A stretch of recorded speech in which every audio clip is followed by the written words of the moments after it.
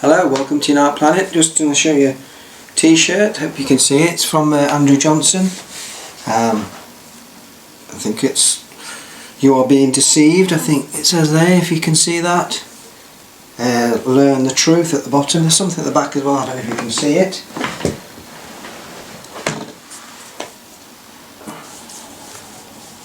Hope you got that.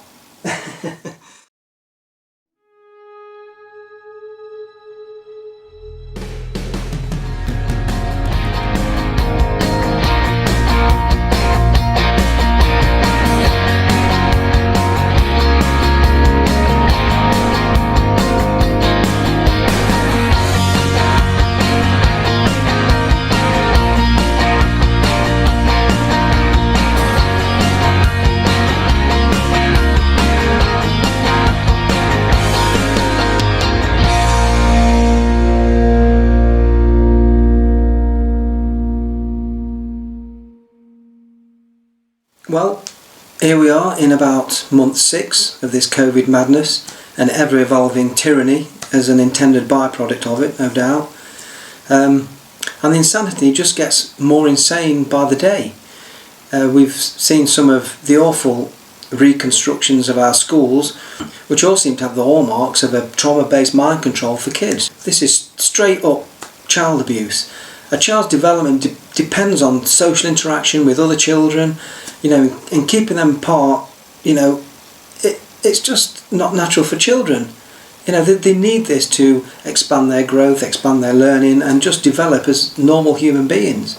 It's a very natural thing for children to want to socially engage with each other, play with each other. This is something that a child needs to develop, and we're seeing this. This social distancing, which is an oxymoron in itself, of course. You can't social and distance at the same time. It's, this is the language they're using, and this is being applied to our children, and this is what we're seeing in schools. We've seen it, fairly recently. I think a lot of people have picked up on this and seen this develop, and it's very worrying. And this is very damaging to the psychology of kids, and children. And it's just straight up insanity and cruelty. I mean, are these conditions really because of some virus which is based on an incredibly low mortality rate? And it's virtually zero in children. So many people have seen this, and I'm sure are outraged, and rightly so, especially when we know that within the elite we have these satanic paedophile rings that we know go on. There's lots of evidence and lots of cases that everyone can check up, and they can see. There's documents and accounts and just absolute mountains of evidence of this, and these are the same people who are running the whole COVID scam. So just from proving that to yourself, and I know, preaching to the converted, many of our viewers know this already, but to the normies, once you correlate this, it's straight out obvious that these people are not doing these things for the benefit of children or anything to do with this virus. It's as plain as day. So once you can link that, and I think it's very easy. You can do that. Just a little bit of research, and you can do that. And I think we can kind of display that to normies out there to show them that this connection, that these people who are putting all these social distancing restrictions and laws, it's not for the benefit of us, and of course not for children, and that's a clear indication of that. So we've been having that a lot in the news recently about this kind of stuff that's happening in school. Absolutely terrible. So we've been seeing that recently happening in schools around the world, really, and I think we need to expose that element of it that's connected to the paedophile rings, the elite satanic paedophile rings as well, because I think people should be horrified by it and should make those connections and see it for what it is. And then there's the ongoing militant actions of the police around the world, and we've seen the police causing physical harm and trauma to those people who are simply not wearing a mask. That's their only crime. And we've seen this especially in Melbourne, in Australia, state of Victoria. They're at the moment living in almost kind of Orwellian fascist state. It must be absolutely terrible being there at the moment. They're only allowed, one visit to the shop a day and one bit of exercise a day, and they've got this curfew where they have to be home at 8 o'clock, and anyone caught out, within those curfew hours outside their home will be punished if they haven't got a good reason why they're out. This is straight out fascism. I mean, how can this be anything about protecting people from a virus? When in Australia, at time of recording, deaths haven't reached 400 yet in the whole country. This has nothing to do with the virus, everything to do about control in a very kind of fascist, Orwellian, dictatorial way that is, I can only see getting worse. And if we don't kind of draw the line, it's going to come to all of us. And people are waking up now. People are, I do see that people are getting a bit more wise up to this. They're seeing it for what it is, but more needs to be done. And on the subject of face masks, there's no real science that supports the effectiveness of the masks, whether it's to the wearer or the public. And in fact, there are plenty of doctors and virologists who say the contrary, that it can be damaging to the health. We breathe out oxygen, and with these masks on, we'll be breathing in some of that carbon dioxide, which could cause respiratory problems. I've known people who have, suffer from migraines and headaches as a result from wearing the masks. So it's all there.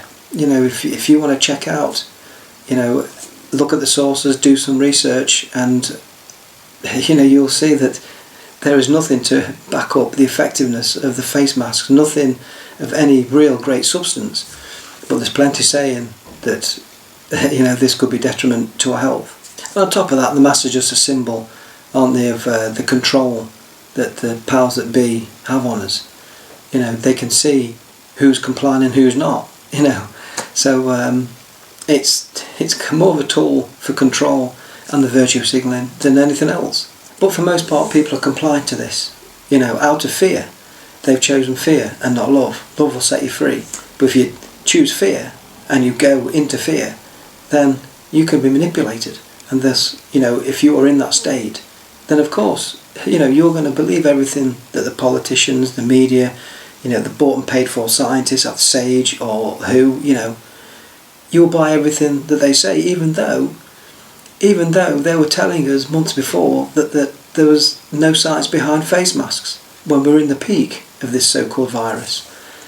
So they flip-flop with what they're saying to us, and common sense should tell you that this is not right, at least, from the perspective, from what we're getting from mainstream media and the politicians and their scientists. You can see that it's a scam, just on that basis, just using a bit of critical thought and a little bit of sense. Just from that, and that's before you get into all of the other research of the alternative kind of sources and other doctors that are, that are telling us, what this is really about, and that the virus, it's not even been isolated and purified to prove it exists, So we're in critical times, I feel, and we need to stand up and we need to be strong together, and just, this is really for the people who, I'm kind of preaching to the converted here, so, we need to put this across to people that, have not woken up to this, who are not, thinking outside of the narrative that they've been given.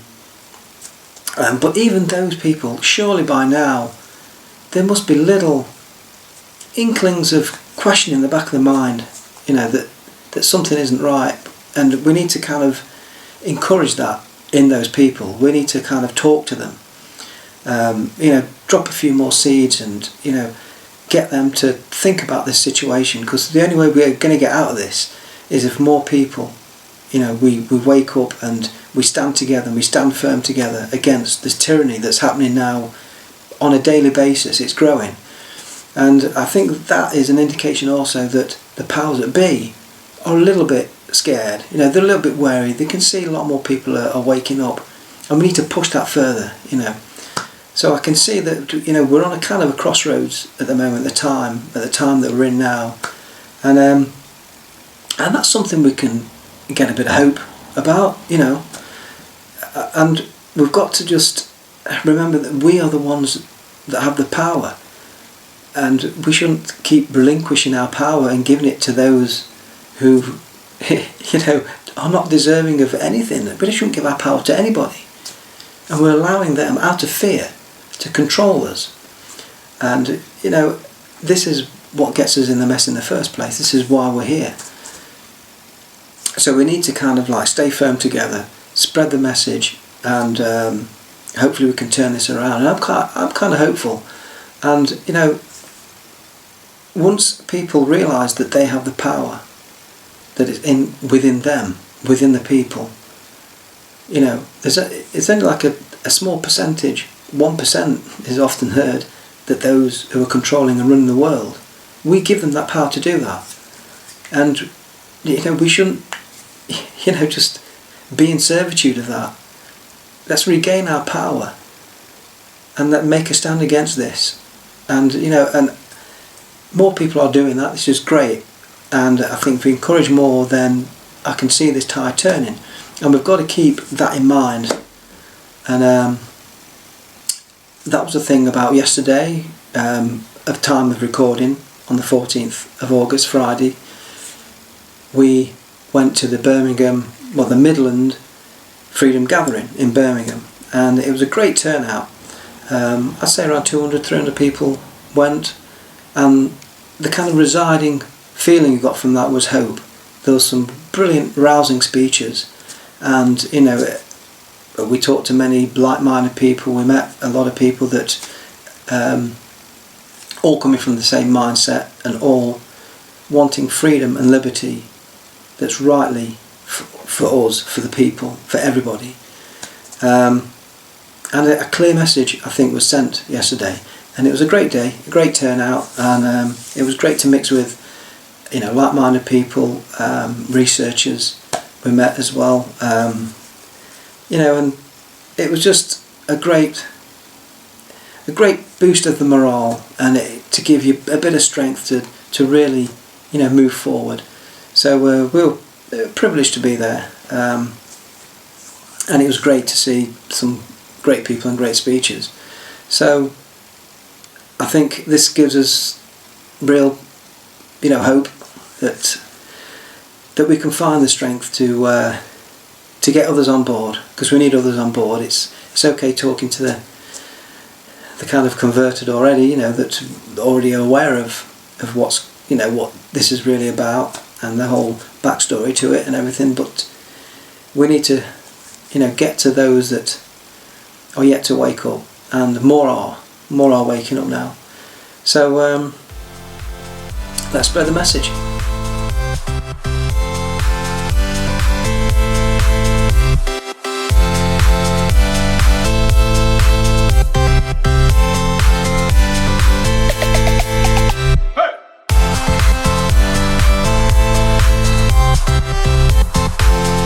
Filming you, filming me. Filming you, filming me. Here we are with Paul and Jonny. Knowing you. Paul's kind enough to bring us down You're welcome. for the event, Victoria Square. Quick panel. Victoria Square. Right. Andrew sightseeing. Just going to get your t-shirt in, Andrew. Yeah. Well, I'll get you the front and the back, look. Quick twirl, Anthea. Show them their age. Exactly. It's all there, folks.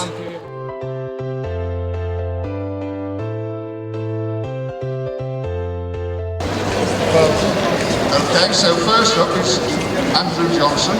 He's up already. An author. They're coming in. Involved in investigating. Yes, I agree with what was said a few minutes ago. I've only just arrived, so I haven't seen what happened before. I'm probably going to be saying the same sorts of things as a lot of other people. I'll start off by saying that in 2009 I wrote to the Department of Health in the UK, and I basically said to them, as a result of reading some research by a lady called Jane Burgermeister back then, and several other people, I basically said, look, this swine flu I think is a scam. And I said to them, how are you signed up with this World Health Organization recommendation that you could, if this got worse according to your figures, would you would you introduce mandatory vaccinations? And they said, well, we're not really sure. And I said to them, also that leaflet that you distributed to all the UK households in 2009, right? You said that nobody was immune from swine flu. I said that's a lie. That's a lie. And they basically admitted to me that I was correct. That some people weren't immune from this swine flu. And I said to them, I asked them about vaccinations, and they admitted to me, the Department of Health, I've got this in writing, it's on my website, they signed vaccine deals in 2007, right? Before this alleged swine flu outbreak. How is that? How is that? No. You don't hear any of this on the BBC. You're not being told the truth. They won't tell you the truth. So how is this happening? Well, it appears that the governments of the world have been taken over. There's been a coup, a silent coup. And all of them are following the same narrative, with small tweaks here and there. 169 countries are following the same as well. Some later. Why is this? Doesn't make any sense, does it? Doesn't make any sense. So little of this makes any sense. It certainly doesn't make sense from the idea of it being something to do with public health. It's not about public health. It's about compliance. It's about compliance. So April the 12th, BBC, Bill Gates, who, like Tedros Adhanom, the head of the WHO, doesn't have a medical degree. Tedros Adhanom has a degree in community health studies. That's not a medical degree. He's the head of the WHO. He was responsible for wrecking the health service in Ethiopia, his native country. He's the guy that this has come down from. On the 11th of March, he declared it a pandemic, as I already said, the 11th of March. This 11 number that keeps coming up. So, Bill Gates gets to present his agenda on BBC television on April the 12th, saying, well, it's going to be really terrible. So we need to vaccinate the whole world, 7 billion people.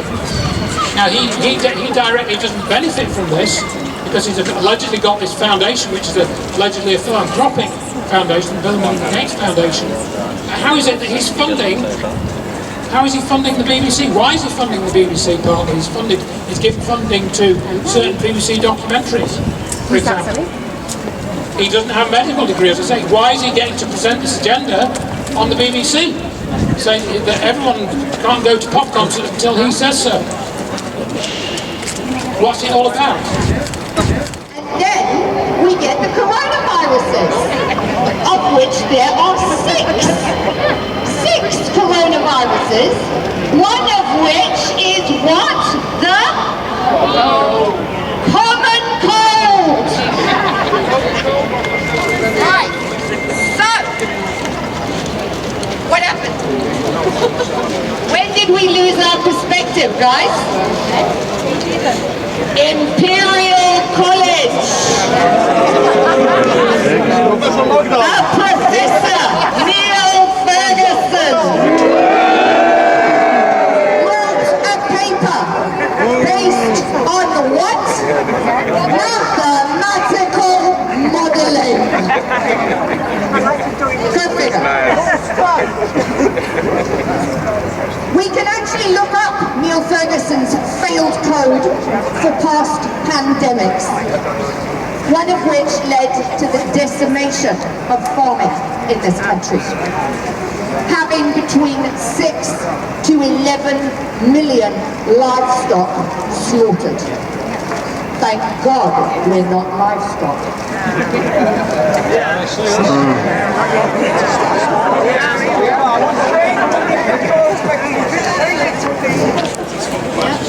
In this unpeer-reviewed paper, Imperial made the claim that, now this is a big number, guys, 10,452,000 people would be dead of COVID-19 by the 1st of December 2020.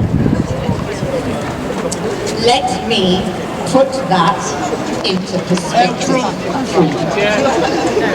How many should be dead today? 5,978,544. On writing this on the 12th of August, there were 746,652 registered deaths of COVID-19. Even this is questionable. Even this is questionable.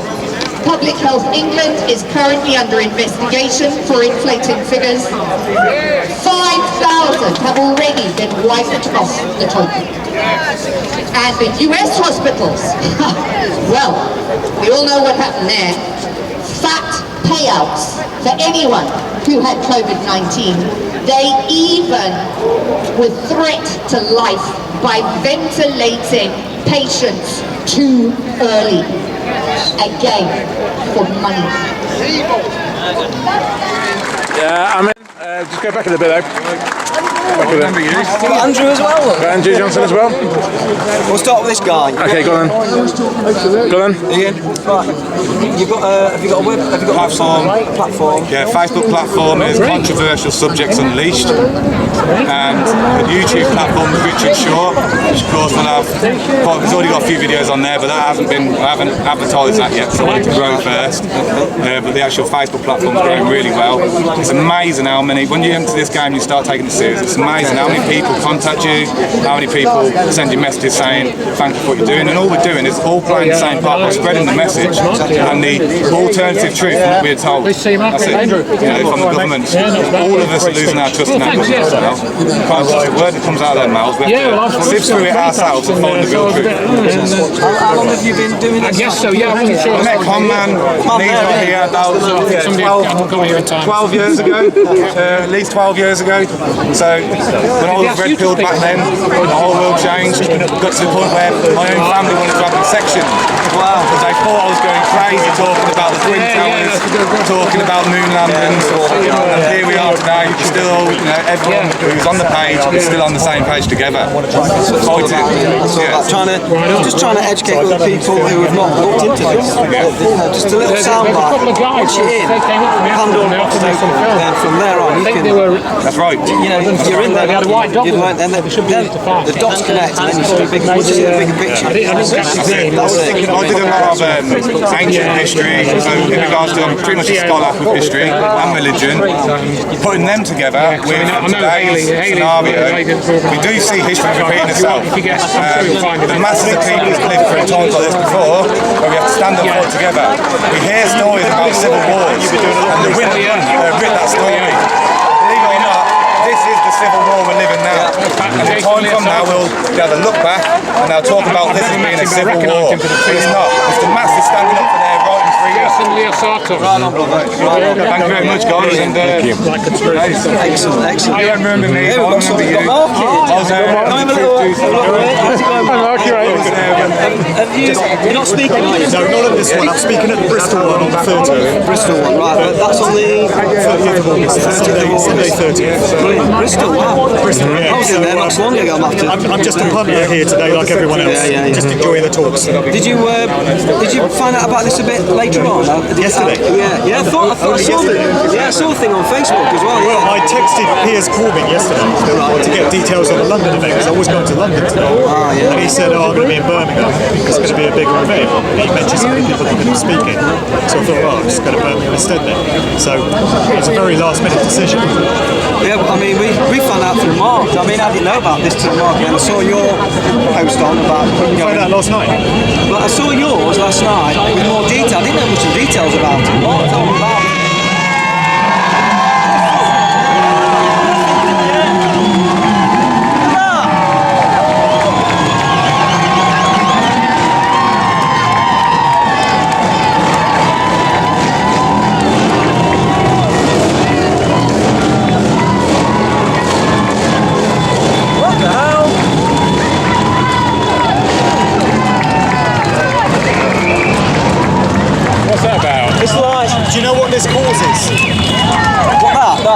them earlier. Some military guys ran it.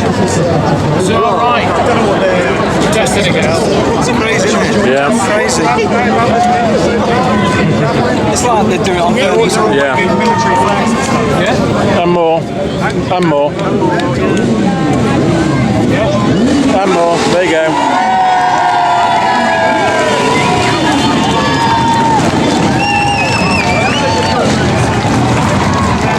Brilliant. Fantastic, isn't it? Too much noise pollution. What's going on? Yeah. Well, it'd be good if they came and stood with us, wouldn't it? It would, yeah. Yeah. Doing what we're missing, doesn't he? Who's going to tell them? Come on, in unity, we can do this. But there's a whole group here. From the moment this pandemic agenda has started at the beginning of this year, it has been a never-ending assault of intense mind control, fear-mongering, conflicting information, terror, rigged and falsified data, daily press briefings, all with the support of the mainstream media and the government behavioural insight team, also known as the Nudge Unit, reporting back and advising on how best to deal with us, and at one point in March, reporting back to the government that we did not feel personally threatened enough by the virus strain and increased measures would need to be taken against us. The Behavioural Insights Team official statement reads, "We apply behavioural insights to inform policy, improve public services and deliver positive results for people and communities." Really? Is that what they do? No! As USA physician and politician Ron Paul has said, COVID-19 is the new terrorism.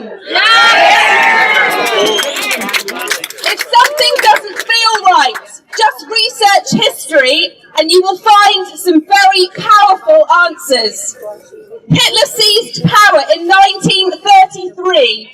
It took years of systematic brainwashing, indoctrination and propaganda, coupled with a crippling depression and economic collapse, in order to get millions of people to be complicit in crimes against humanity, to get the population to participate in and facilitate his dirty work. Hitler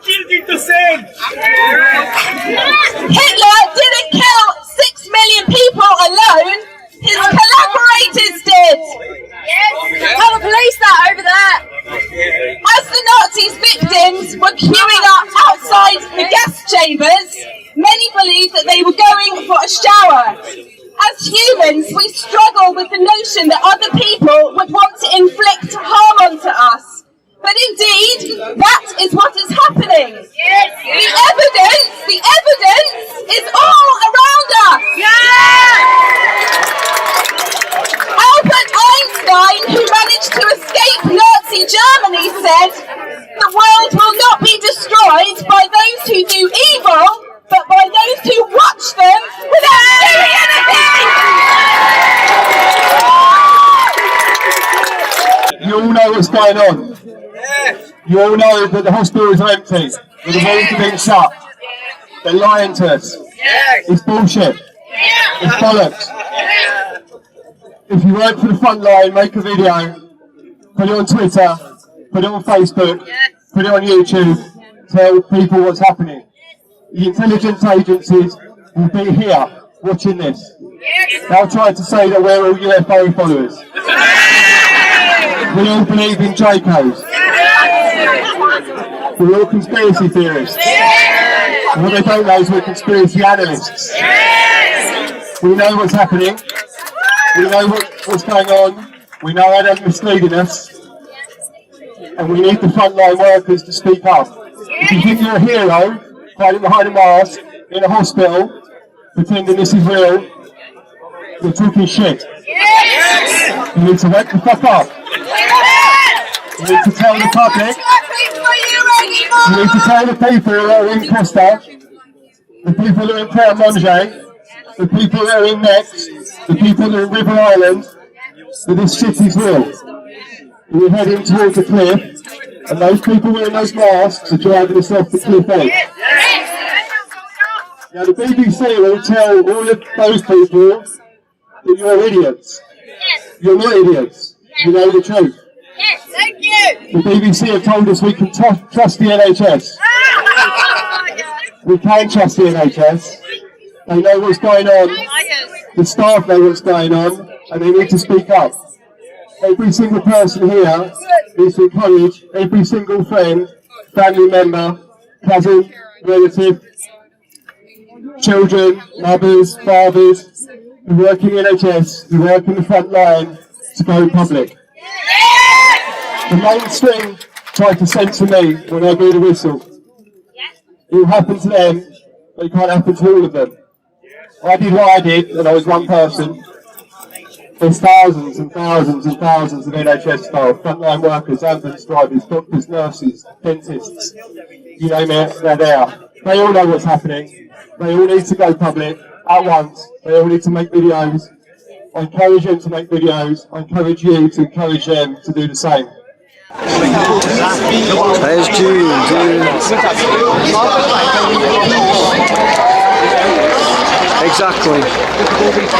Exactly, June. I have not discriminated anybody on the color, race, religion or individuality. I believe we all are born equal. We're all same. You know how I can say that? I am a surgeon. When I operate people, the color of the skin is different. Could be yellow, could be black, could be brown, or could be any color. But when I go deep to the skin, I see all the organs are same. I get to see. So, I'm Piers Corbyn, and you know my brother. He used to be my brother, now I'm his brother. And what I'm speaking on today is summarised by this. Stop new normal and save lives.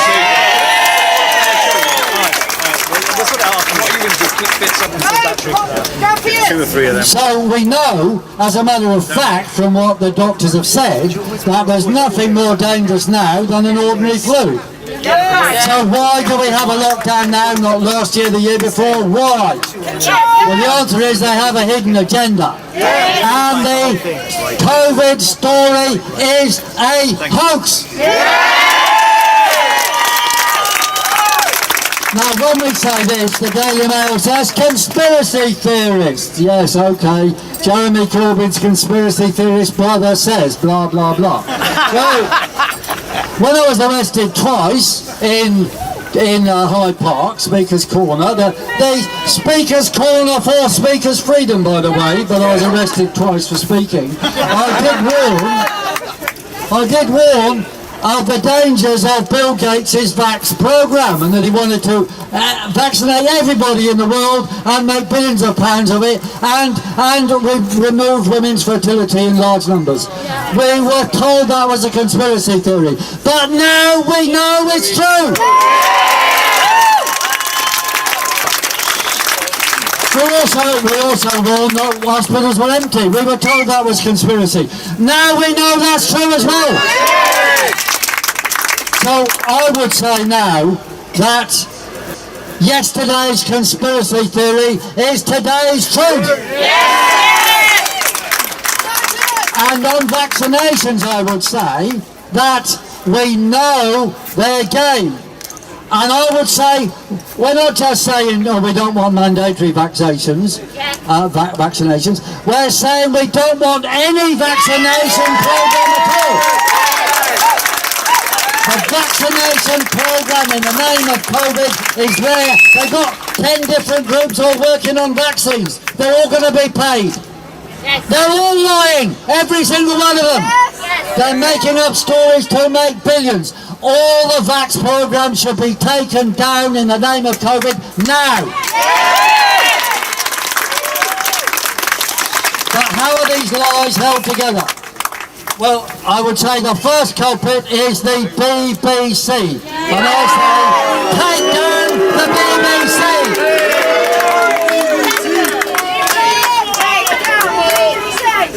Because they are the motive force in the campaign for contagion fear.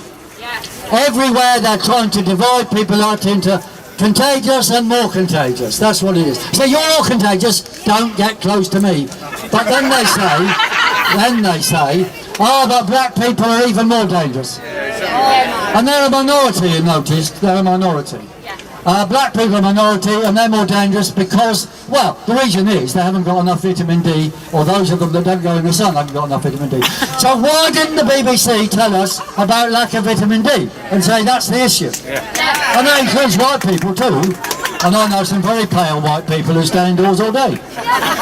They are equally contagious under the BBC not story that they don't mention, but they're making it into a racial divide. And that's why they started to lock down Leicester, because they said there's a lots of black Islam women there that are working in sweatshops, they're working close together. And we went to Leicester and we met people who said, oh yes, those sort of people, they live over there in those places, keep away. It's contagion, fear for divide and rule. And it's not new. Hitler did the same in Germany. Many Jews came to Germany. Some of them were ill because they were driven out of Russia by the Russians. Poor people, they were ill. They might have been contagious, some of them. But you know what happened next? The doctors, not doctors like Dr. Adele, but lying doctors made up the story of this or that, and then all Jews were contagious. That's what they said. And that was evil. Now, a lot of people here believe the masks are saving them. They're not here in front of me.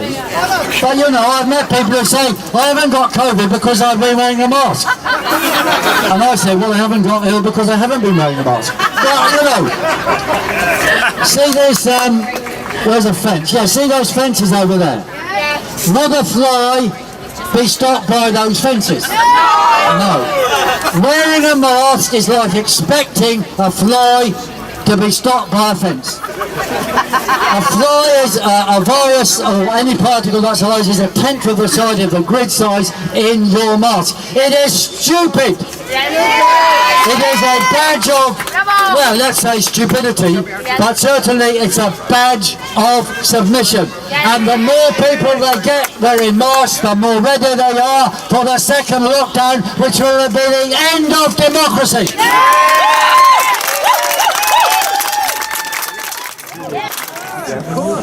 Being called a tinfoil hat wearer by someone in a mask and a visor and a pair of marigolds is quite something. The irony is not lost on me there. The First and Second World Wars were fought in trenches and in the airs and in the sea. This one is a war for our mind. This is the Third World War. People have debated over years and years how it would manifest. We're in the middle of it. We're in the middle of it. It's a war for our minds, for our compliance to servitude, and they've thrown everything at us over the last 5 months, and yet we're still here standing. When thousands of people took to the beaches down on the south coast, sure, yeah, all the local councils issued a state of emergency, but what did they do about it? Nothing! They did nothing because there's too many in number. Exactly, but they know this, and that's why they're seeking to divide us. We've got the 77th Brigade, which is part of the UK Army, which has been steering psychology and therefore behaviour all over the internet. You can see them a mile off, you guys, can't you? Sage is taking advice from the Behavioural Insights team, part of UK government, whose purpose is to nudge you into a way of thinking that will garner the response that they want. And with the unwavering support of the mainstream media and social media deleting, shadow banning, putting those really annoying fake news things on everyone that speaks out against the official narrative, they're seeking to divide us. The untruth, yeah. Old, young, black, white, pro-vax, anti-vax, left, right, you name it. If they can find a fault line, they will exploit it.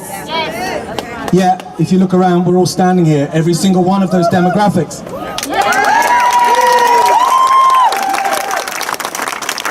We were shown leaked videos of people in China literally dropping dead in the street. Anyone ever see that around here?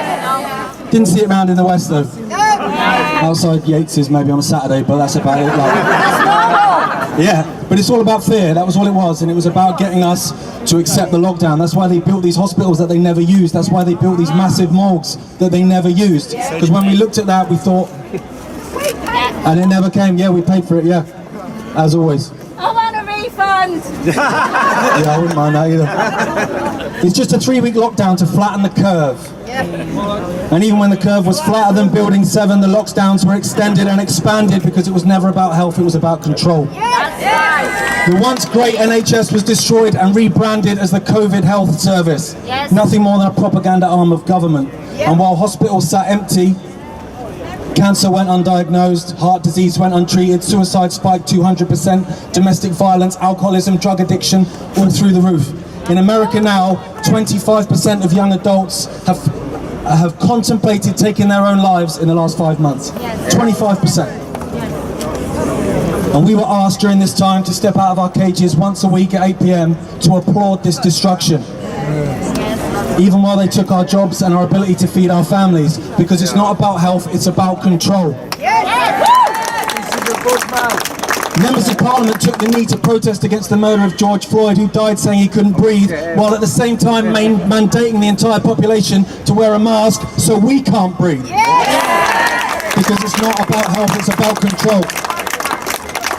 Wear a mask and you can have your life back. Hide your face, your individuality and submission, and I'll give you your life back. Get tested and you can have your life back. A test that doesn't even test for COVID-19. A test whose inventor said that it shouldn't even be used to test for infectious diseases, yet it is, and it's being used to shut down our cities and towns and take away your livelihoods. Of course, absolutely deliberate. You're being asked to get tested to get your lives back when those tests will be used as an excuse to take more of your lives and freedoms away. The focus is solely on cases. It's not on deaths, it's not on hospital admissions, it's just cases. Paying people to have the test now. Paying them. Yeah, well, if they're not paying them, they're coercing them as well.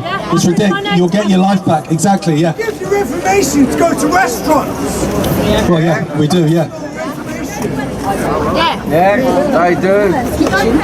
Another of life's wonderful coincidences. Though they only talk about cases now, not deaths, at a time of year when flu and respiratory disease death drops by 80% anyway.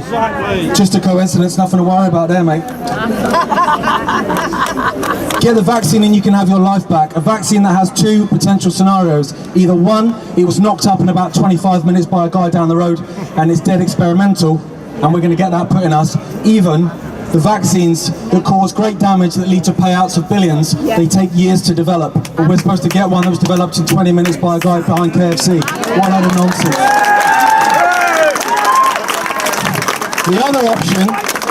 The other option was that vaccine was ready all along. And COVID-19 was just used as an excuse to get that into every single one of us on the planet. And whatever scenario it is, the answer is exactly the same. It's no! I'll just leave it with this. It's a quote from my old man, but it kind of sums up perfectly how I'm feeling. I think how a lot of you are feeling. And if anyone in so-called authority happens to hear this, this goes out to you. No, we will not obey. We will not comply. We will not shut up. And when we stand together, you can't make us.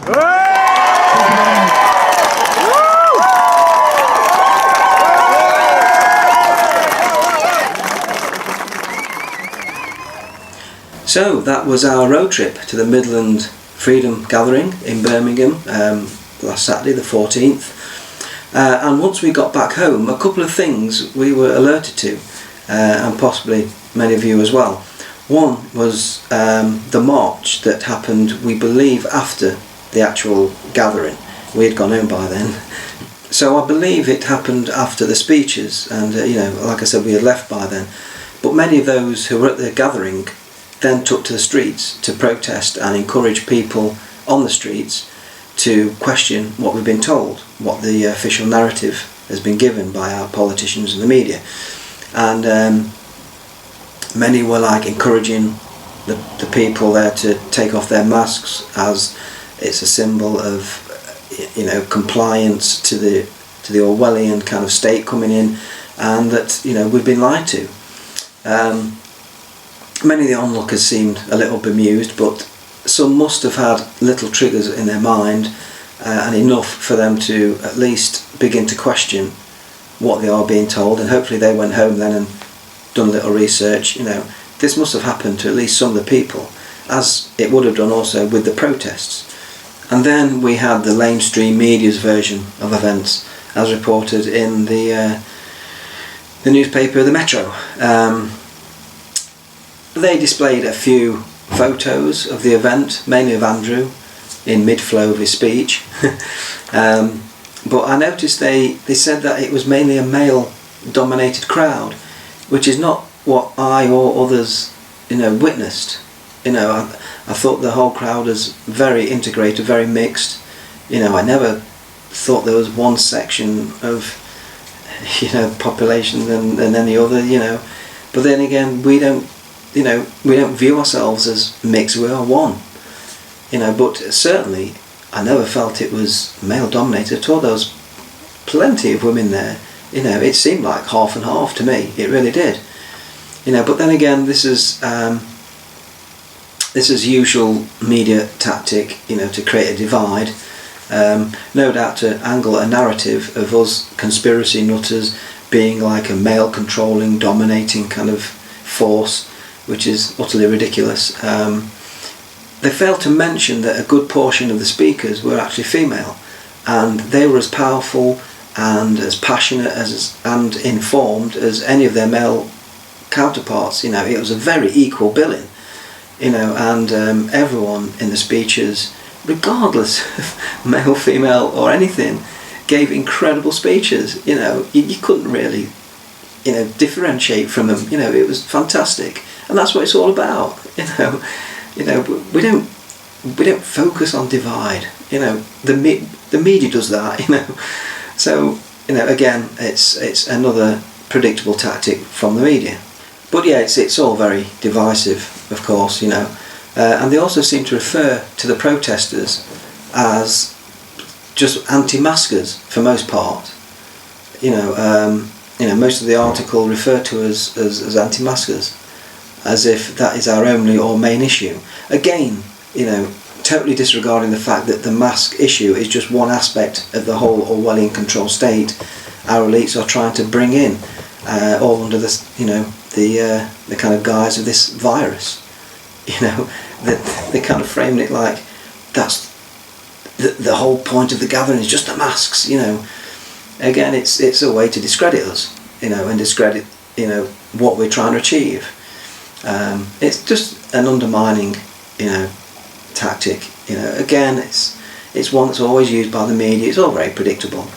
And they also failed to mention that many of the speakers included on that day were of top doctors, NHS workers and whistleblowers. But, you know, we don't really expect anything else from the media, do we really? So nothing new there, but it's worth just like pointing out how they kind of viewed the whole event. You know, yeah, there we have it, and that's the event itself from our point of view, and from talking to others, their point of view as well, was a great success. It gave a lot of people hope. You know, we do think the tide is turning. You know, more and more people are becoming aware of what's happening and are questioning the media. I think it's just, you know, the kind of restrictions and the rules that are placing upon the public now are becoming that kind of nonsensical that you can't fail to at least begin to question it, or, you know, a head scratch at least, you know. And people are doing this. You know, the line must be drawn soon. If they're going to continue in this way, the line must be drawn where humanity is just going to say no, enough. And I think that's coming soon. I hope, you know, I have that hope.